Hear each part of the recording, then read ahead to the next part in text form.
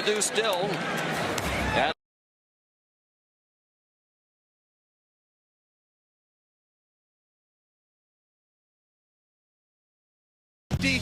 puts it where his 6'4" receiver Charlie Becker could go up and make a play on it, and he just continues to deliver time after time for this Hoosier offense. 10 out of 11 for 110 and the 3 touchdowns. He was 14 for 16 against Alabama for 192, 3 touchdowns. Offense, number 62, 5-yard penalty, remains first down. I'm guessing Kirk Cignetti will give us the face. There it is. Right on cue. He will not be happy.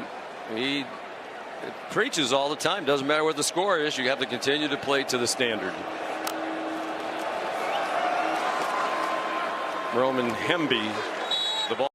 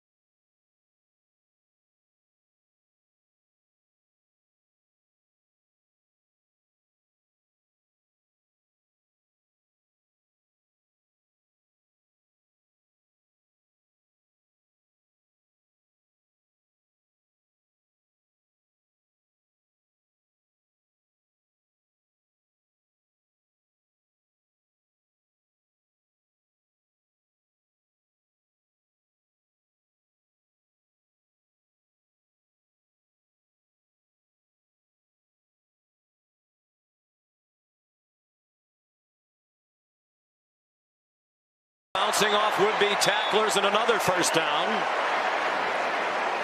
Jaden Kennedy, a safety, made the stop. The 10 more on the run for Black.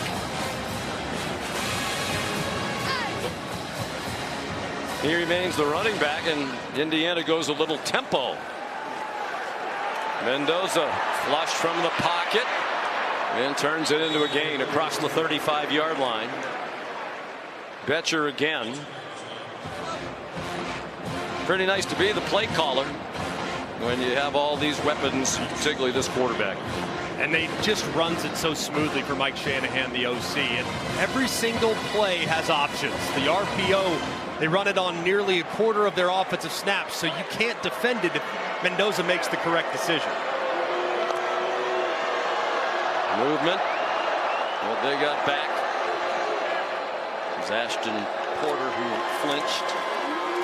Hemby, he got lit up again by Betcher. We mentioned earlier, drafted by the Houston Astros, a terrific baseball player at Oregon. But now the anticipation is he'll be drafted in the NFL. And we talked to him yesterday, said he hadn't made up his mind, but you got the sense his first love is football. Mendoza pulls it down and scrambles. Spinning around, the ball comes out, and wouldn't you know, Indiana recovers it. It was Pat Coogan in the right place after Jaden Kennedy popped the ball out.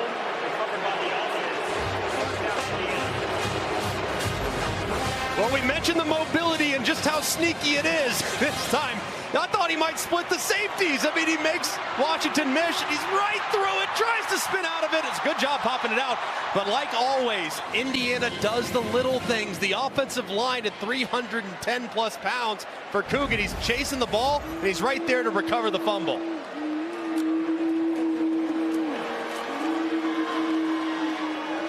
Hemby, the ball carrier.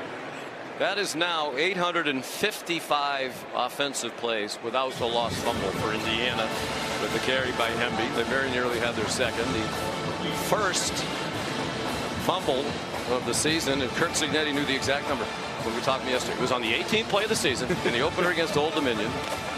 It was a lost fumble by the running back Lee Beebe Jr., who was injured after that and has not played since. The number is actually 955. Roman Hemby, the ball carrier. And they're coming up on 1,000 touches without losing a fumble. And the amazing thing is, what they do leads to fumbles. RPOs where you're putting it in the running back's belly and having to make a late pull, make a late play.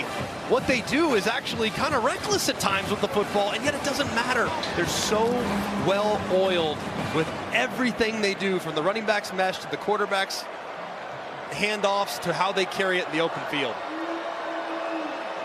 And now 5 wide receivers on 3rd down and 5 for Mendoza. To the end zone, wide open receiver and a touchdown. E.J. Williams. We talk about Indiana as a team. They have 6 touchdowns tonight. They've been scored by 6 different players. In the win against Alabama, the Rose Bowl, they scored 5 touchdowns, scored by 5 different players. Going to be a happy return to Miami for the Mendoza family.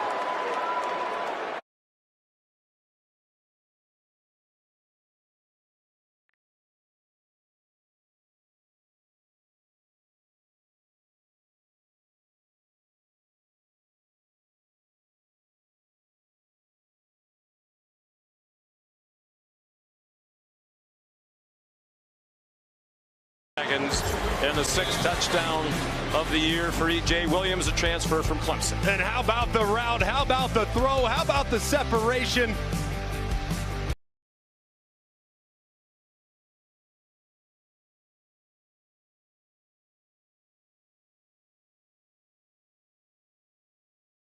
On a 1 ball to Malik Benson.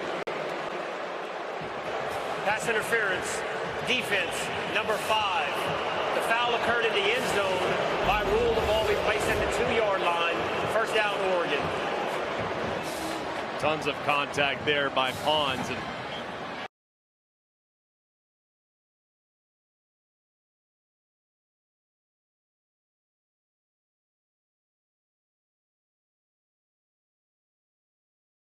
take advantage of with Benson, who can jump out of the gym. Pons comes out. He's just 5'9", but he plays a lot bigger than that. Junior from Miami. He'll be heading home to South Florida for a national title game against the Hurricanes. Jay Harris